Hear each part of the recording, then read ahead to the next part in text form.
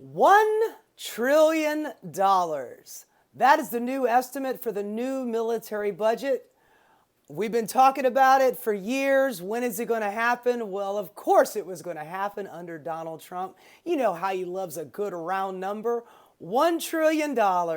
And he's got Netanyahu right beside him, who's going to be a recipient of a lot of the weapons that are going to be afforded through this new Pentagon budget of $1 trillion. And by the way, Pete Hegseth, he seems like a real, smart guy, a real quick-witted negotiator. He's going to be able to use that money very wisely. I have absolutely no doubt. Sorry, I couldn't even get through that without laughing. Good God. Oh, wait, I thought that the Doge cuts were coming, right? Yeah, they're cutting out the DEI, which is, equivalent of like $25 million out of a $1 trillion budget. So 25 million, add 00000. There you go. That's how many extra zeros behind that. That's how math works. Yeah. This is awesome, man. Fantastic.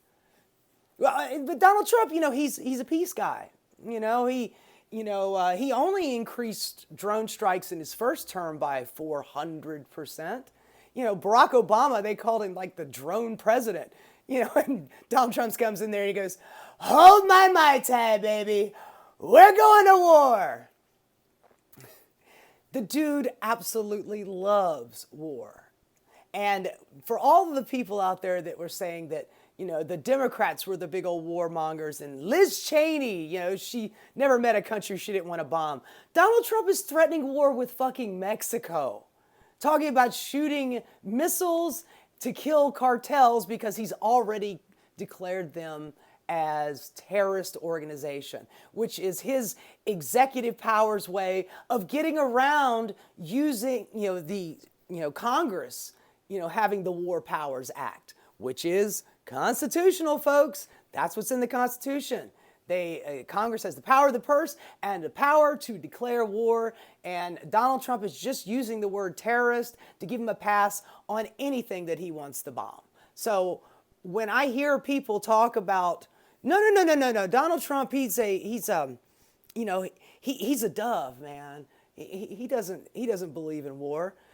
Ask Qasem Soleimani, the Iranian general that was fighting against ISIS, which, by the way, I thought we hated ISIS, but we assassinated him. It took everything Iran had to not shoot back at us because they didn't want to start a war. It's like everybody around the United States has got to walk around on eggshells because we are so fucking fragile and we want to shoot a bomb at anybody that looks at us the wrong way. And, that's Donald Trump. Peace guy, tries to coup every country in South America and Central America. He ripped up that Iranian deal that Barack Obama set up, the one that was keeping him from making a nuclear weapon. Donald Trump's like, "I don't like that deal." And he asked his general, he goes, "Is it working?" And General Mad Dog Maddox goes, "Actually, Mr. President, it's kind of working." "I don't care. We're getting rid of it. Anything that Barack Obama did, he's a terrible guy. He's an awful guy. He wasn't even born in this country. I don't know if you were aware of that. He was not born in America. So all of his laws are like wrong and stuff. So no more." So $1 trillion for our military this year. Congress had already said that they were going to jump it up. They were going to propose a military budget of over $900,000. And then Donald Trump's just like, what are we kidding around for? Let's just go for the big 1T, man. I mean, Donald Trump, he doesn't like low T. He likes high T. He really loves that high T. The Pentagon has got like $4 trillion in assets already that they have a real hard time accounting for. They have already had, at least in recent memory, they don't do it every year, but in recent memory, I don't know, since 9/11, they have been audited like a half a dozen times. And it's always comes back to about 60% of their assets they just can't account for. They have no idea where they are. If you want to call it a slush fund or, just straight up military corruption or, Raytheon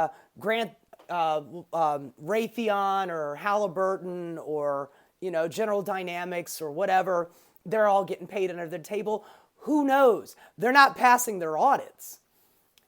They failed a half a dozen times.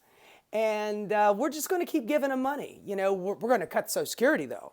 And we got to cut Medicare. And we're going to have to do a really huge tax cut for the rich guys, $4.5 trillion. But, where we're really going to save money is the military, because the more you spend, the more you save. And that's the way the economy works in the United States of America. Thank you very much, Mr. Trump. You are the man. We love you.